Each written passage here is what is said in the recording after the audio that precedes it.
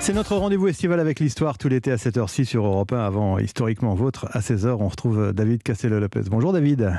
Bonjour Lionel. Alors tous les matins David, vous remontez aux origines d'un objet ou d'une passion.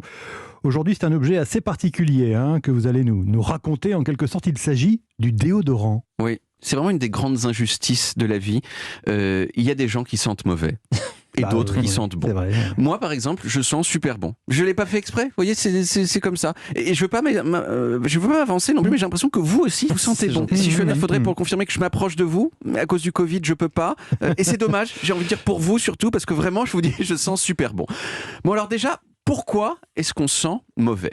Eh bien, on sent mauvais parce qu'on transpire. Mais attention, c'est pas la sueur elle-même qui sent mauvais. La sueur, ça sent pas grand-chose, ça sent la Contrex un peu, si vous voulez. Non, le problème, c'est qu'on a tous sur le corps des bactéries qui, pour faire simple, mangent notre sueur. Et en faisant ça, elles isolent des substances chimiques dont certaines ont deux caractéristiques. Un, donc, elles sentent pas top.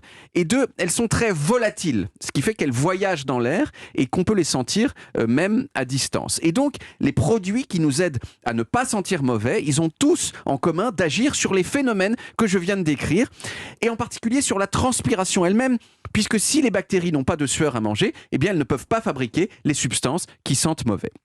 Alors les produits qui permettent de limiter la transpiration, on appelle ça des antitranspirants, et l'écrasante majorité des antitranspirants, ils sont faits à base de sel d'aluminium dont on s'est rendu compte, au début du XXe siècle, qui pouvait bloquer la production de sueur. Le premier antitranspirant, il a été commercialisé en 1903 aux États-Unis sous le nom de Everdry. C'est de l'anglais, ça veut dire toujours sec. Oui. Mais le problème, c'est que Everdry et les autres antitranspirants du début du XXe siècle, ils étaient trop acide, et donc certes on sentait pas mauvais, mais ça vous faisait sous les aisselles des plaques qui piquaient et qui brûlaient, ce qui est un petit peu cher payé pour juste ne pas sentir mauvais, surtout bien sûr quand on sent bon comme moi.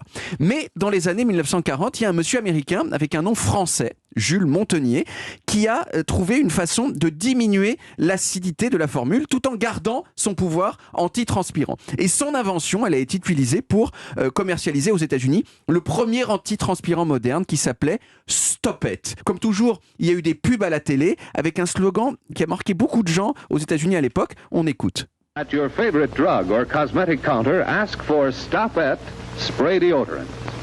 Whew. There goes perspiration. Dans votre pharmacie ou votre magasin de cosmétiques, demandez Stop It déodorant en spray, pouf, et la transpiration s'en va. Alors depuis, il y a eu des controverses sur l'utilisation de l'aluminium dans les déodorants. Il y a des gens qui disent que ça donnerait le cancer du sein ou Alzheimer. Ouais. Mais j'ai vérifié de façon assez précise les études sur la question, et en fait, probablement pas. C'est-à-dire qu'il n'y a pas de preuve scientifique que l'aluminium présent dans les antitranspirants donne le cancer du sein. Il n'y en a pas, en fait. Reste que si on a quand même un petit peu peur, il y a des déodorants aujourd'hui qui n'ont pas d'aluminium, qui sont des déodorants sans aluminium. Mais attention, ce ne sont pas des antitranspirants. Ils n'ont donc aucun effet sur notre transpiration. Ils agissent de deux façons, en fait. Soit en tuant tout simplement les bactéries qui mangent notre sueur, soit en rendant l'environnement où ces bactéries évoluent inhospitalier parce que trop salé ou trop acide. Moi, par exemple, j'utilise un déodorant sans aluminium qui s'appelle Axe Marine.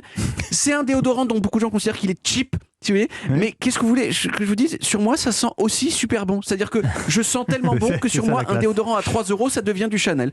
C'est comme ça.